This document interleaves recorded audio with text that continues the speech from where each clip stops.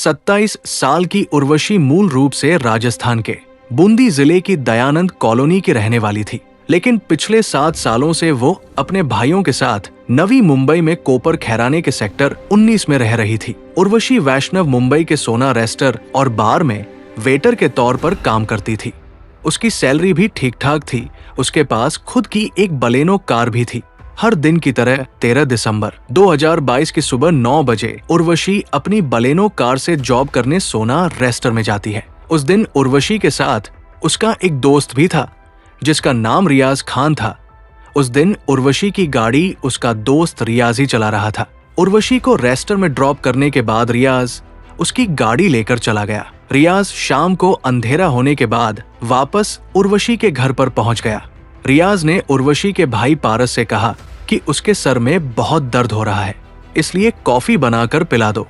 पारस ने उसे कॉफी बनाकर पिलाई। कॉफी पीने के बाद रियाज वहां से चला गया, लेकिन पारस अपनी बहन उर्वशी के कॉल आने का इंतजार कर रहा था। असल में शाम को 5 बजे हमेशा उर्वशी अपने भाई को कॉल करके बताती थी कि उसकी ड्यूटी खत्म हो गई है, जिसके बाद पारस अपनी बहन उर्वशी को लेने चला जाता था। कभी कभी उर्वशी का दोस्त रियाज भी उसे लेने जाता था, लेकिन 13 दिसंबर की शाम को उर्वशी का कॉल नहीं आया। धीरे धीरे वक्त बीतता रहा और फिर शाम से रात होने लगी, मगर उर्वशी अपने घर नहीं लौटी। और जब उसके भाई पारस ने उसे फोन किया तो उसने फोन भी नहीं उठाया। उर्वशी के जीजा भी मुंबई में ही रहते थे।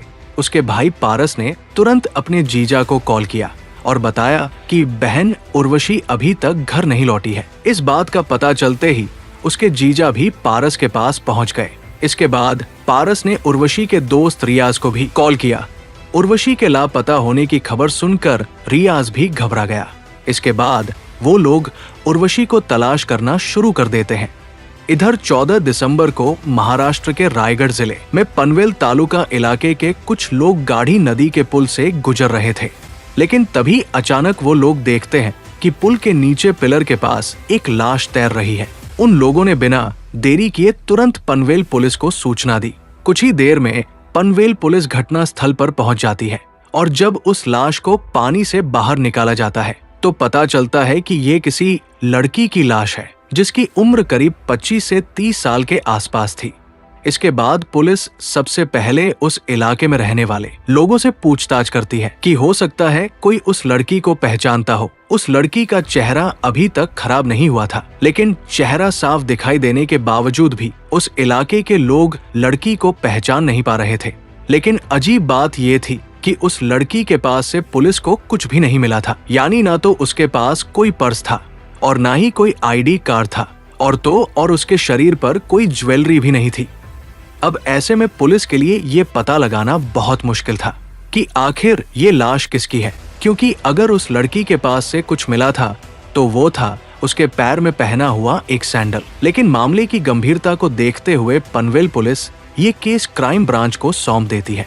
इसके बाद क्राइम ब्रांच पुलिस सबसे पहले आसपास के सभी पुलिस चौकी और थानों में कॉल करती है और कहती है कि पिछले 24 घंटों में अगर किसी थाने या चौकी में कोई मिसिंग रिपोर्ट दर्ज हुई हो या फिर आने वाले 24 घंटे में अगर कोई भी मिसिंग रिपोर्ट दर्ज कराई जाती है तो उसकी सूचना क्राइम ब्रांच को दी जाए, क्योंकि जांच के दौरान पुलिस को घटना स्थल से अगर कोई एविडेंस मिला था तो वो था उस लड़की के पैर में पहना हुआ एक सैंडल।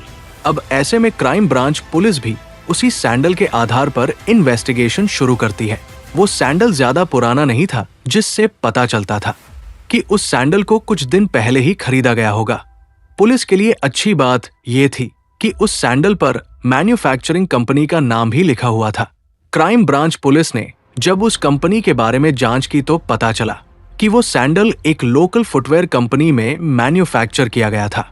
लेकिन अब सवाल ये था कि ऐसे सैंडल को बेचने वाली तो शहर में हजारों दुकानें होंगी और ना जाने कितने लोग डेली इस तरह के सैंडल्स खरीदते होंगे।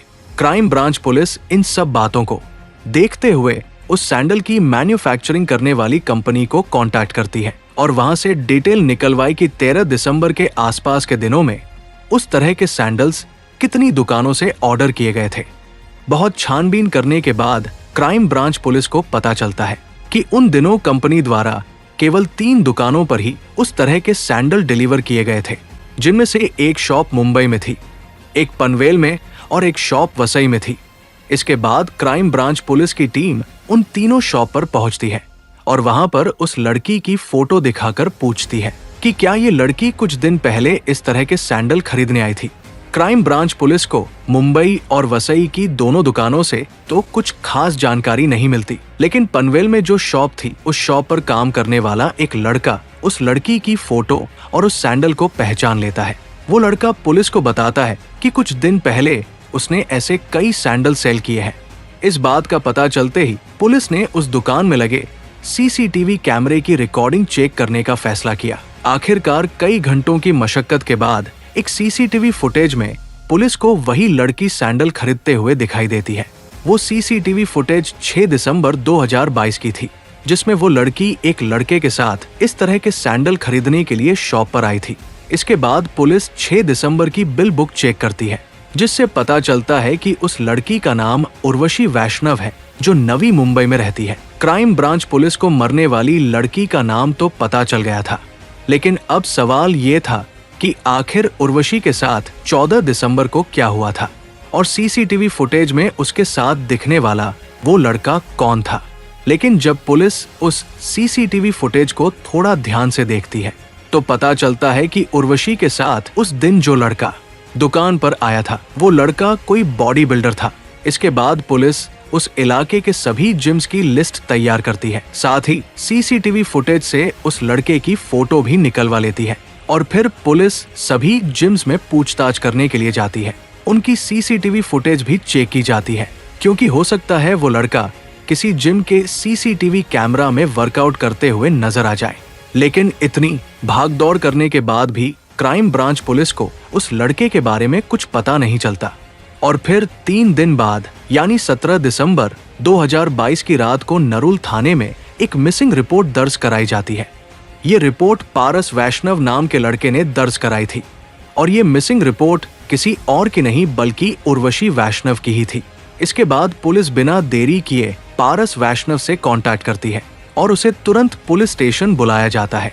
जैसे ही पारस नेरुल पुलिस स्टेशन पहुंचता है तो उसे वो लाश दिखाई जाती है। पारस वैष्णव उस लाश को देखकर जोर जोर से रोने लगता है। वो दीदी दीदी चिल्ला रहा था और इससे साफ हो गया था कि वो शव उर्वशी का ही है। खबर मिलते ही उर्वशी का चचेरा भाई जितेंद्र और जीजा भी पुलिस स्टेशन पहुंच गए थे।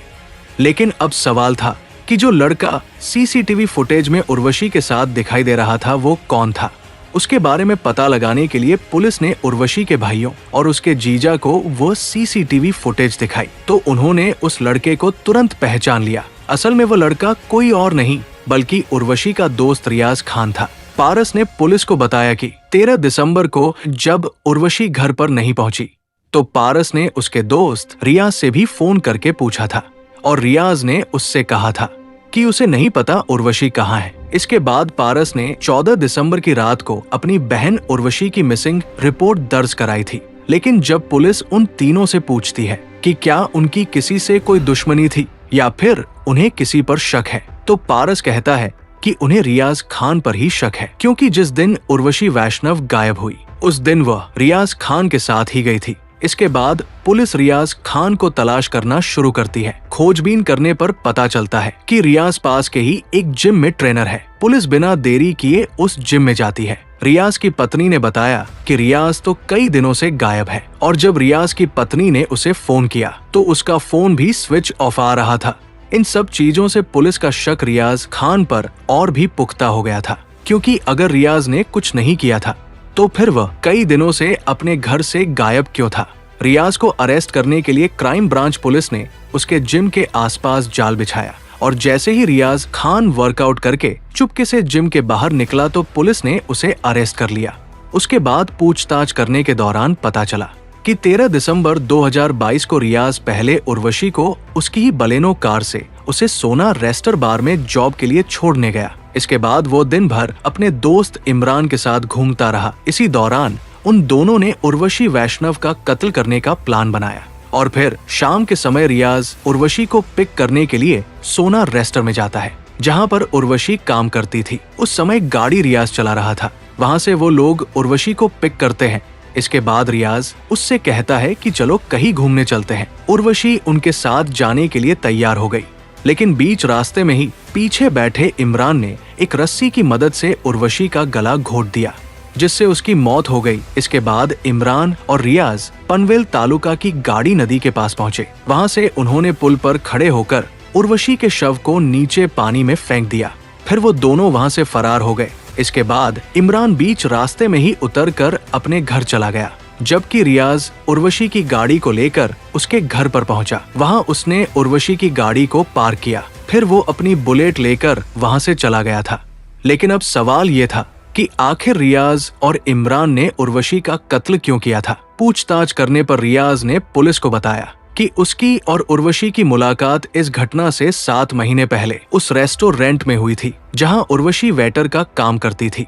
उन दोनों में जल्दी ही दोस्ती हो गई, लेकिन फिर ये दोस्ती प्यार में बदल गई। उर्वशी रियाज खान से बहुत ज्यादा प्यार करने लगी थी। उन दोनों के बीच शारीरिक संबंध भी बनने लगे थे। असल में रियाज ने उर्वशी के साथ शादी करने का वादा कर लिया था। रियाज ने पुलिस को बताया कि इस बात का पता चलते ही उर्वशी उस पर दबाव बनाने लगी। वो उसे ब्लैकमेल करने लगी थी। रियाज ने बताया कि इस धमकी की वजह से ही उसने उर्वशी से शादी करने का वादा भी किया था। उसने उर्वशी से शादी करने का वादा तो कर लिया था, लेकिन अब रियाज बहुत ज्यादा परेशान रहने लगा था। इसी दौरान उर्वशी ने रियाज की मुलाकात अपने भाई पारस और चचेरे भाई जितेंद्र से भी कराई। उर्वशी ने ये नहीं बताया था कि रियाज उसका बॉयफ्रेंड है, बल्कि उर्वशी ने अपने भाइयों को ये बताया था कि रियाज सिर्फ उसका दोस्त है। लेकिन कहीं ना कहीं उर्वशी के भाइयों को ये एहसास हो गया था कि उर्वशी रियाज से प्यार करती है, और यही वजह थी कि 2022 में दिसंबर के महीने में उर्वशी रियाज को साथ लेकर राजस्थान के बूंदी जिले में अपने गांव एक शादी में भी गई थी। लेकिन उस शादी से वापस लौटने के बाद उर्वशी भी रियाज पर जल्द से जल्द शादी करने का प्रेशर बनाने लगी। अब रियाज बुरी तरह से फंस चुका था, क्योंकि ना तो वो अपनी पहली पत्नी को छोड़ सकता है और ना ही वो उर्वशी के साथ शादी करना चाहता था। रियाज ने सोचा कि अब इस परेशानी से छुटकारा पाने का यही तरीका है कि उर्वशी का कत्ल कर दिया जाए। इस साजिश में वो अपने दोस्त इमरान को भी शामिल कर लेता है। इसके बाद वो दोनों मिलकर एक खौफनाक प्लान बनाते हैं, जिसके लिए रियाज अपने दोस्त इमरान को कुछ रुपए एडवांस भी देता है। रियाज ने सोचा था कि अगर उर्वशी का कत्ल करने के बाद उसकी लाश को नदी में फेंक देंगे तो वो पानी में बहकर कहीं दूर चली जाएगी और उसकी शिनाख्त नहीं हो पाएगी। लेकिन जैसा उन्होंने सोचा था वैसा नहीं हुआ, क्योंकि उर्वशी का शव उस नदी के पिलर में फंस गया था, जिसकी वजह से कुछ लोगों ने उसके शव को देख लिया था और फिर क्राइम ब्रांच पुलिस ने इस पूरे मामले का खुलासा कर दिया था। इसके बाद पुलिस ने उन दोनों के दिए गए बयान और सबूतों के आधार पर चार्जशीट तैयार करके उन्हें कोर्ट में पेश किया गया, जहां से उन्हें जेल भेज दिया गया। लेकिन साल 2023 में सितंबर के महीने में रियाज और इमरान को बेल मिल गई। मगर अब सवाल यह है कि इतना बड़ा क्राइम करने के बाद भी उन दोनों को बेल कैसे मिल गई थी। दरअसल उन दोनों के खिलाफ कोई भी ऐसा सबूत और ऐसा गवाह नहीं था जिसने रियाज को उर्वशी के शव को नदी में फेंकते हुए देखा हो या फिर उन दोनों को साथ जाते हुए देखा हो। और यही वजह थी कि लैक ऑफ एविडेंस यानी सबूतों की कमी के कारण रियाज और इमरान को बेल मिल गई थी। हालांकि ये मामला अभी भी कोर्ट में चल रहा है और हो सकता है आगे चलकर उन्हें सजा भी सुनाई जाए। लेकिन इस घटना से ये सीख जरूर मिलती है कि किसी के साथ रिलेशनशिप में आने से पहले थोड़ा वक्त ले, थोड़ा ठहरे, क्योंकि आप जिस व्यक्ति के साथ रिलेशन में जा रहे हो आपको उसके बैकग्राउंड और उसके नेचर के बारे में अच्छे से पता चल सके, ताकि भविष्य में फिर कभी कोई ऐसी घटना ना हो। दोस्तों, इस घटना को सुनाने का उद्देश्य किसी का दिल दुखाना नहीं है, किसी को परेशान करना नहीं है, बल्कि आपको जागरूक करना है, आपको सचेत करना है। दोस्तों, इस पूरी घटना के बारे में आपकी क्या राय है? कमेंट बॉक्स में जरूर बताएं। अगर आपने अब तक चैनल को सब्सक्राइब नहीं किया है तो हमारे चैनल को सब्सक्राइब करके बेल आइकन ऑन कर लीजिए। धन्यवाद।